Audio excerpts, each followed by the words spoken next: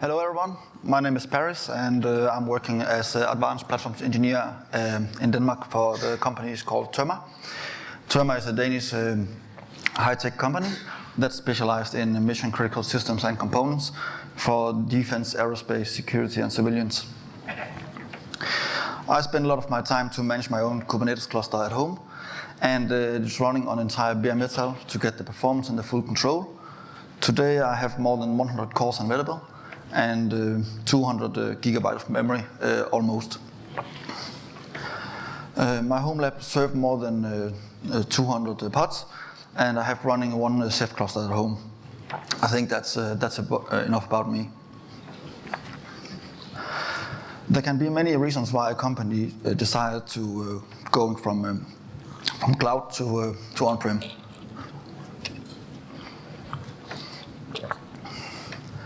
Sometimes it's not a technical choice, it's a matter of compliance, control and cost. Depending on your industry and clients, you may face strict data policies that make full cloud adoption impossible. It's not always about what you can do in the cloud, it's about what you're allowed to do. Different countries, clients and sectors, they have unique data regulations. Running on-prem means you control where the data lives and how it's protected. This means compliance. This makes compliance easier to avoid cross-border issues and protect sensitive workloads. On-prem, you'd prøve lige igen her.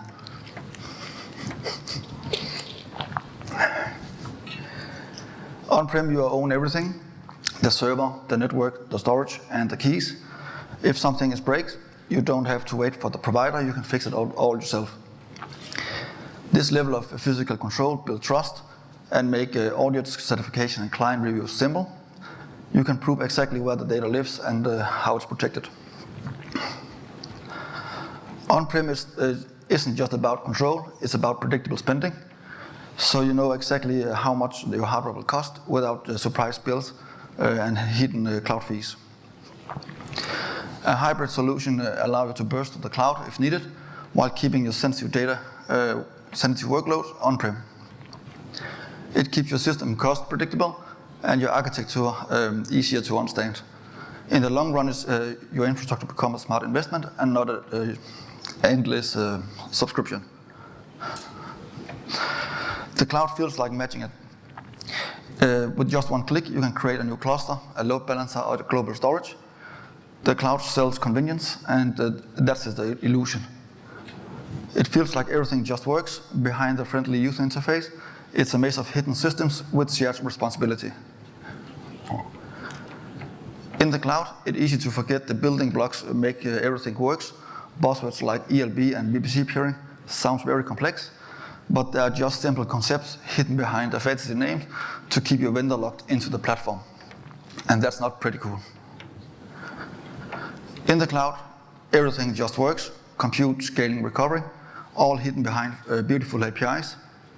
On-prem, nothing is automated. You own the hardware, the redundancy, and the updates. When something breaks, it's your problem, not the cloud.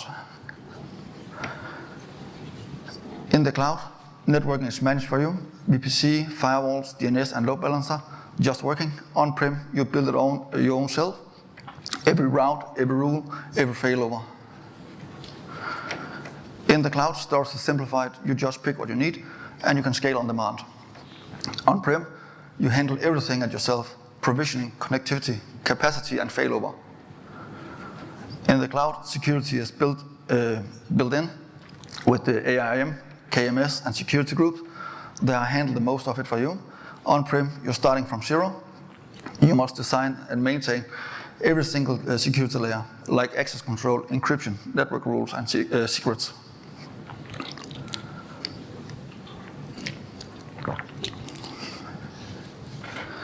The cloud offering auto-patching, managed Kubernetes, built-in monitoring, and global SLAs that almost keep everything running for you. On-prem, you do it all your own self. Patching, upgrading, scaling, monitoring, every single layer yourself. What if your cloud provider goes totally offline? Not just a region, or zone, but total blackout. The DNS, APIs, and control planes, everything is down. Are your business prepared for this scenario? We are often designed for high availability, but do we architect for provider dependency? If your cloud goes offline, how did you get the critical business data? Do you have an offline backup? Do you test your backup frequently? Recovering isn't about to have the data, it's about to have access to it when everything else fails. Can you rebuild your entire infrastructure from scratch without relying on the cloud provider's control plane or APIs?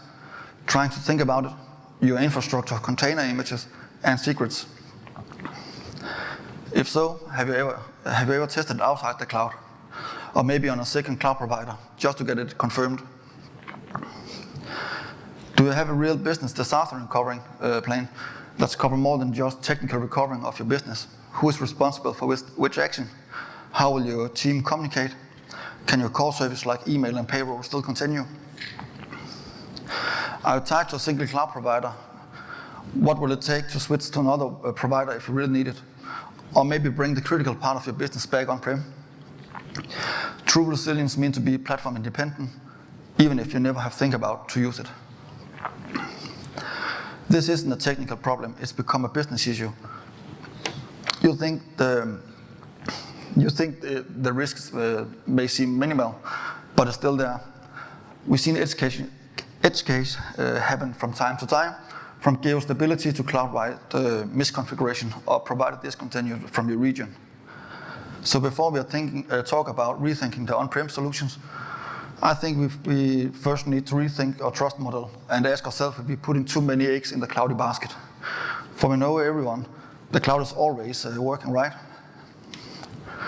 Then the universe say challenge is accepted. Back in the 20 October, you probably wake up and find your dashboard screaming. Your coffee is cold and DynamoDB just decide to take a day off. AWS later claims it was a DNS misconfiguration, which basically means someone sneezed near the route table just to freak out the whole internet.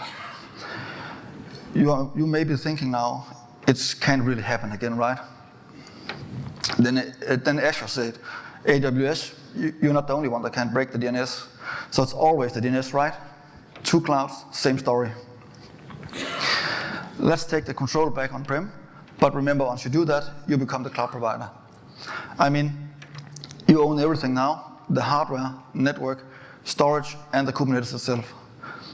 Every cloud, everything the cloud owns handle for you, it's now your responsibility. This is where we start, rethinking how it all works.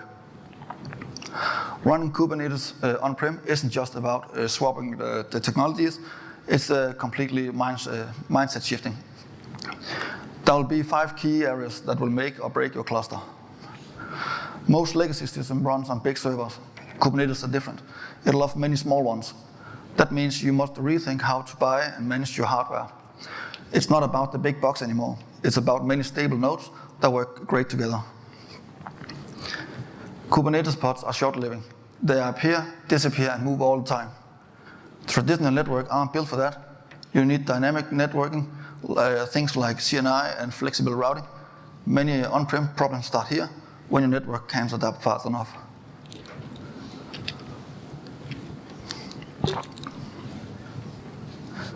Storage is where the reality hit. Running stateless apps are very simple, but real workload needs data, like database, queues, datasets, and shared files. This requiring persistent volumes, CSI driver, and stable backup plans. This is often where the convenience of the cloud quickly disappeared and you realize you own the problem. In the cloud, security is shared. On-prem is all yours. That means manage the access control, scanning images, setting up the network policy, and keeping them updated. You don't have a safety net anymore. So rolling-based access control and segmentation aren't an option. They'll become your seatbelt. Kubernetes doesn't have someone else's button. You handle the patching, scaling, backup, and recovering. But the good news is automation and GitOps make that possible. Once you take back the ownership, you gain the full control. Now that we are back in control, it's time to act like it. Being responsible for your own platform means you need to design it. And that's what actually we want to explore next. We all see that the framework does claim it can deploy a production-ready Kubernetes cluster in minutes, and for sure, it spins up something very fast. But if you're skipping learning what's underneath, you really meet the pain when you run into fail upgrades, hidden config, and security drift. So before we go further, let's step back and look at what really makes the well-designed cluster. Every cluster begins with infrastructure, your nodes, your CPUs, storage types, and control plane. This decides how your cluster behaves. If you don't understand these layers, you really don't know how your cluster works. It will affect both the performance and the stability. When designing your on-prem cluster, your first big choice will be the foundation. Do you want to use bare metal for full control and performance, or do you pick the visualization to flexibility and the easy management? Both come with trade-off. You choose how much of the complexity you're ready to own. Picking the right hardware is the critical for your on-prem journey. Do you know your workload very well, like the compute, memory, or do it I/O is heavy? Maybe you can get a mix of both sides as a hybrid. You can run your control plane on VMs for the flexibility, and the work on those as bare metal for getting the performance. If you start with 3 control planes and 3 worker nodes, you will get stability and high availability out of the box. You should plan your scaling very carefully. Use bare metal for the base workload and virtualization for the burst workload. This solution enables a more flexible and dynamic approach for the scaling. Networking connects everything, your pods, service, ingress and egress, so your CNI, DNS, and routing choice will define how resilient and secure your workload will be. You need to design it. Don't let the default settings decide it for you. On-prem networking and security means you control every connection, every risk. It's like building your own city. You design the roads, the traffic rules, and the checkpoint that make it safe. Choosing the right tools early make all the difference. Ciliums give you the visibility, and eBPF-based network policies is to secure service-to-service traffic with MTLS and traffic control. Together, they form the foundation of secure, observed, and cloud-independent Kubernetes cluster. First up will be Cilium. It's not just about routing the package, it's redefining how we observe, secure, and scale Kubernetes networking with eBPF. Cilium uses eBPF inside the Linux kernel to handle all the traffic directly. It makes it faster and more powerful than traditional networking. It allows you to specify exactly which pod that can communicate with each other based on their identity rather than the IP addresses. Hub will allow you to see the network flow in real time and how the traffic moves across the cluster. Cilium supports the modern gateway API, which makes it easy to route the traffic in and out of your cluster. You can automatically encrypt traffic between the pods and nodes.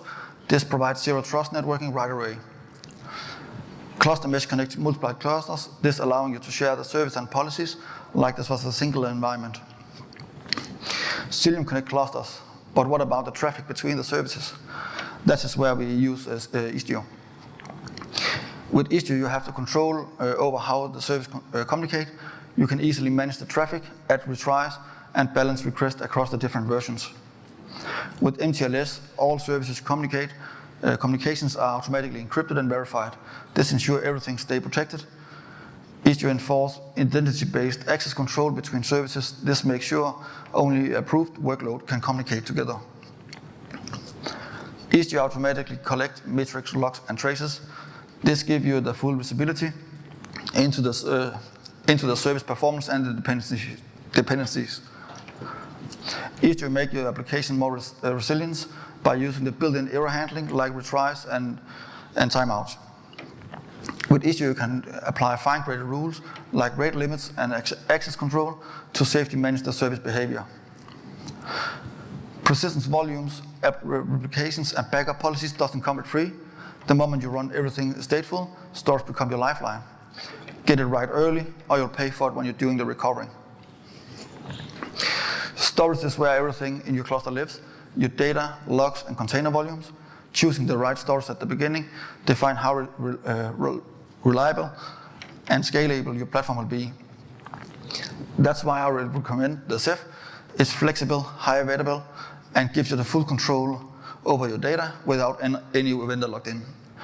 No matter if you want to scale today or you will start with the consumer-grade machines. Shared files on Ceph are called CephFS, and it's act like a shared folder in your cluster between pods, and it's great when several pods need to have access to the same files. Block storage works like a virtual disk for the single pod, perfect for databases and apps that need fast and dedicated access, and that don't need to share the data between other pods. Object storage handle unstructured data, example backups, media, and big data. It's scalable and S3 competitive. Now we have the storage in place. We also need to protect our data. Backups are not something you can live without. When something fails, your backups are what keeps your data safe. Not even Ceph can protect you against human error, like deletion or corruption data. That's where backups come in. Think about 3-to-1 rule. Always keep 3 copies of your data on 2 different storage types, and always 1 offsite. In that way, no single point of failure can take your system down. Backups should never depend on manual work. Automate them so they run on scheduled time slots. A backup only matters if it's possible to restore them. Make sure that to test the restore process frequently. Do not expect just because you have the backup, it still work when you need it. Don't store backups in the same place you're trying to protect. If the cluster fails, you lose both the production and the backups. Treat the backups like sensitive data. Encrypt them and restrict who can access and restore them. Old backups will take up a lot of space, so use retention policies to clean up old backups automatically.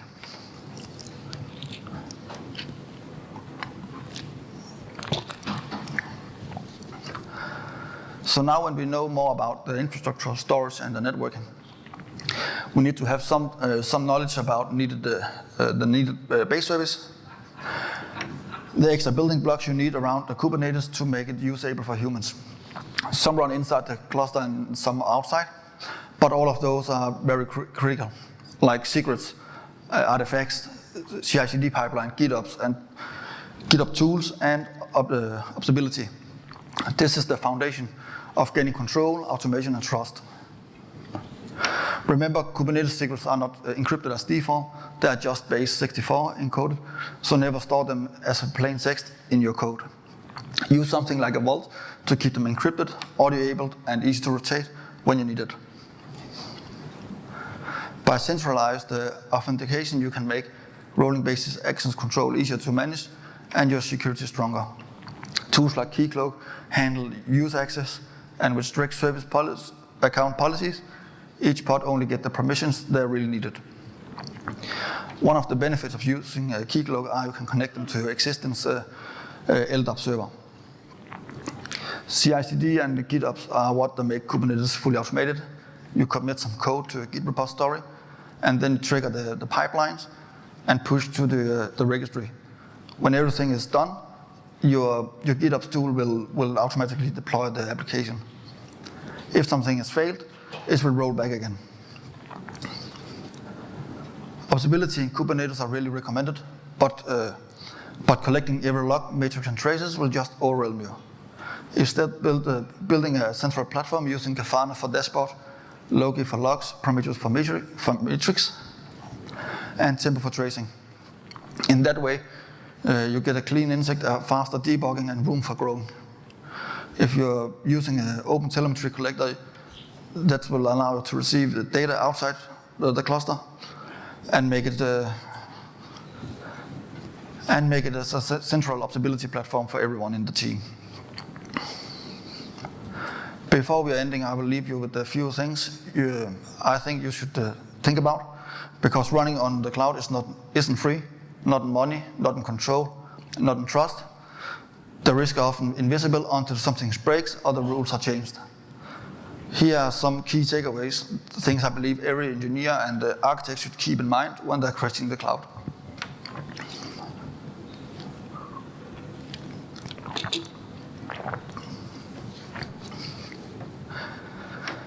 Every dashboard and managed service may look simple, but there are a lot of complexity behind the UI that you don't control. You lose the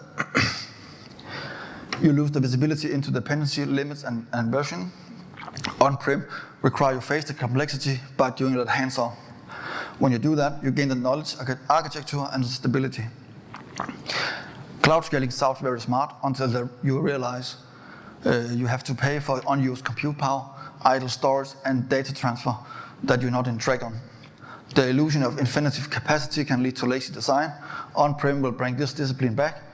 You plan your capacity carefully, and you know exactly where every penny goes. APIs provide access, but do not control. Your data, your keys, and even your compliance guideline exist on someone else's platform. With on-prem, you get the ownership back, including a full control of your environment, encryption, and recovering plans. Every managed service sounds helpful until you try to escape from it. Vendor-specific IPs, region-limit features, and license restrictions that slowly take your freedom away. With on-prem, your stack is portable. You define the runtime environment, not the provider. People tell us that the cloud is secure, but do we rarely see any proof of that? When incidents happen, shared responsibility becomes a shared blame. Running on-prem makes security more visible.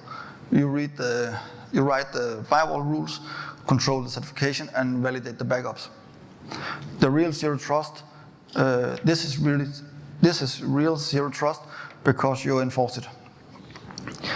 All regulations, national law, and the contracts depend on one thing: location. And cloud regions blur that line, and your European data may not stay in Europe anymore. With on-prem, you know exactly where the data lives, so you can stay compliant and with confidence.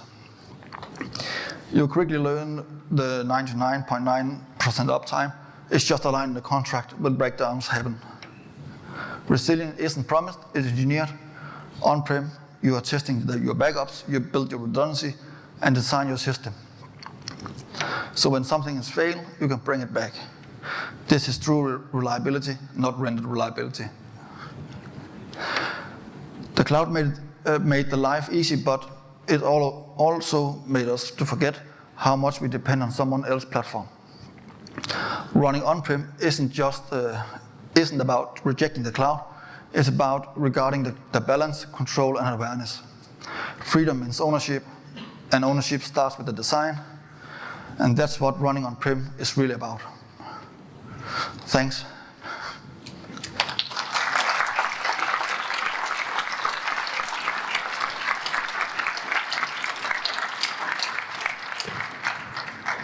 So if someone has questions, so grab the mic somewhere.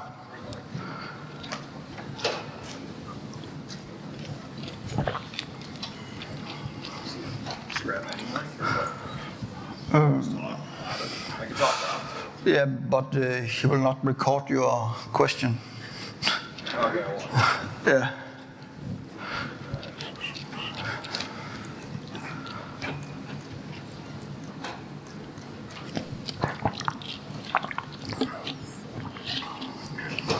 I was going to ask.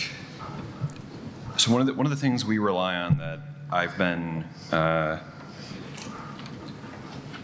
trying to drum up a more like on-prem sort of solution for is in like the web application firewall space or like DDoS protection, and I kind of keep leaning towards like SaaS solutions just because I don't really know, I guess, how to otherwise like accomplish such a task. Any thoughts on like DDoS sort of protection for something like on-prem? Because that seems like something that just is one of those benefits I feel like I get from the provider that like I'm not really sure. I mean, like I keep coming back to like the best thing is just finding a different provider, which is nice in that it's like something we could push to like, you know, Cloudflare or Encapsula or something like that, but like not really sure how to like, not really sure if that's an on-premable sort of solution, I guess, for at least like a company our size. We're a little bit smaller. Yeah, I think it's that's one of the hard thing to run in on-prem, because DDoS is simply just to offload your network. So the only way you can protect your on-prem will be have a high enough line, I think. I'm not a network guy, so I'm not sure. I'm maybe a little bit out of my area, but that's what I think. So I think to protect about DDoS on-prem are not so easy as it is on the cloud. Okay, thank you. I have one more, if that's okay. When it comes to storage sizing, so we're just starting to get dabbled with some on-prem for a lot of the reasons you said, and some of it has to do with just sort of different workloads we're doing R&D with. But it's a little sides the point.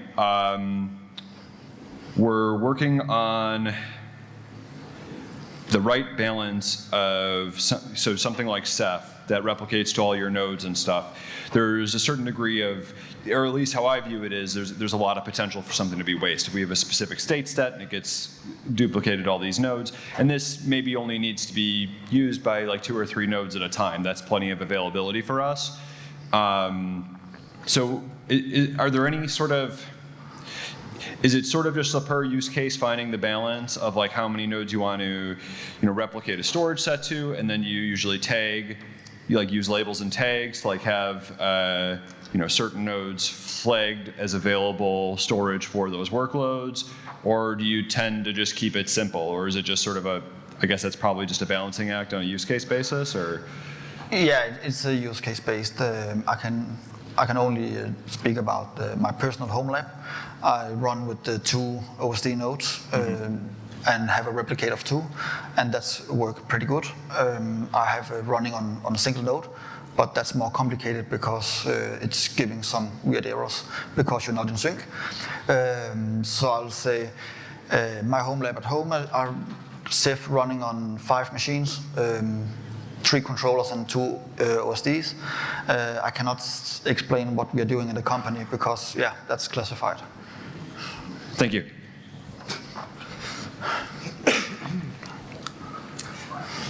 For a totally disconnected solution, what types of automation have you built into it from, you have to have someone setting up the base hardware, plugging cables, all that.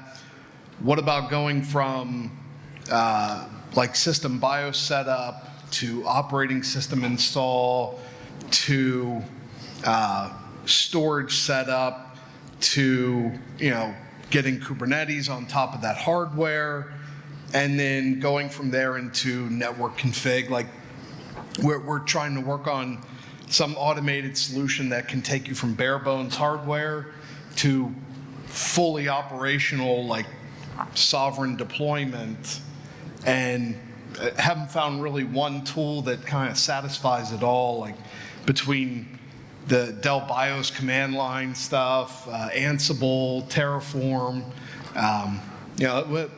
What have you done to help automate any of that? We are, when we get delivering something in our team, we are split up in departments. So we just request, and then we get basically a machine. And so someone else have installed a base OS for that. But I think you can do it with Pixie Boot or something like that, and install operation system on that. But from there, we are using Ansible to everything related for the operation system. Okay. So that's the kind of automation we use. All right. So once you get like, say, like Harvester or your VM platform, are you still using Ansible on top of that, or do you go to any like Terraform provider? We are not using a Terraform to installing the operation systems components. That's Ansible. All right. Thank you. Welcome. Hi, great talk, thank you. I'm not sure if this is a problem in your particular use case, but if you're building an app that might scale up like a lot, it seems like you have to build your infrastructure multi-cloud by default in case you have to burst up traffic. Do you have any thoughts on that, on how to build in that way if you're building like set of apps that might scale beyond your hardware? The scaling is very hard because we only have a amount of resources we have because we are in the military industry. So that means we are totally air-gapped. So if you scale, if some application internal scale from 1 to 1,000, then we are blocked we are running out of resources. So that scaling process we need to predict in the future and say we expect this application will maybe be used so much resources in the next 3 months. So we cannot scale to the cloud. Okay, thank you. Hi there, thank you for such a nice presentation. It was really Thanks. well put together. A couple of questions, coming back to Ceph, as all the storage. You said this was preferred because of vendor lock-in, am I right? Yes. So let's say we were... Yeah, to avoid vendor lock-in, yes. Yeah, so let's say if we were going to use OpenStack, you would totally avoid Cinder? No, when you use, OpenStack, I just mix two products now. Yeah, yes, you can use Ceph to OpenStack. That's what we are doing. Yeah, okay. I mean, I guess it's just that problem that you either have to access it over the network or copy it to a constrained set of nodes, no? Which sometimes isn't. Yeah, the way you design Ceph, it's normally you have the data transfer network on the separated network line, and then you have the client network. Yeah. And of course, if you use 10 gigabit and you only have one, then you are having a very slow connection. So you need very high-speed network connections. Understood, so you design it around the network you have, okay. So another question, back up. I know there are tools like Valero or the CSI snapshots. Do you recommend those at all? That's out of our hands, my team's hands right now. So I cannot clearly say that, but I have tested Valera. But after the VMware have changed the Bitnami, then if you're trying to install, at least last time I tried, on 134, then it's break. So if you're running the newest version of Kubernetes, the Valera will not work, at least if they have changed it. But yeah. Yeah. I've used like equivalents of Valero, but just had bad experience. The database gets corrupted. Valera is a way where you can back up the persistent volumes. Yeah. I cannot remember how it does, but you can do it with a sidecar if you want, with AirSync and something like that. At least what I have trying out, Valera works pretty good, but I have not tested it in high scale. Yeah. Okay. Thanks again. You're welcome. I also echo the appreciation for the presentation, very well put together. For the gentleman who was talking about DDoS protection, if your workload is running on-prem, you could consider asking your ISP if they offer that. I subscribe to DDoS protection through our ISP, and it works pretty well. My question is, I know you said you're not in networking space, but it is in that domain a little bit. If, when you apply, we're transitioning to moving everything onto Kubernetes, and now we have all of this overlay networking, and all of these network policies in Cilium, and all of this energy that we have to spend here. Do you have advice around how to trade off between your backhaul network and your overlay network, like where you're spending energy, focus, and time in either of those spaces? No, not really. Yeah. Okay. It's a hard problem for us. I think all the firewalls we are using inside Kubernetes with Cilium. Okay. All of them. Yeah. Yeah, because that makes sense. And what's happening on the other side is not my team are touching it. Yeah. We're doing. Yeah. So I'm really not the network guy. That's all right. Thank you. You're welcome.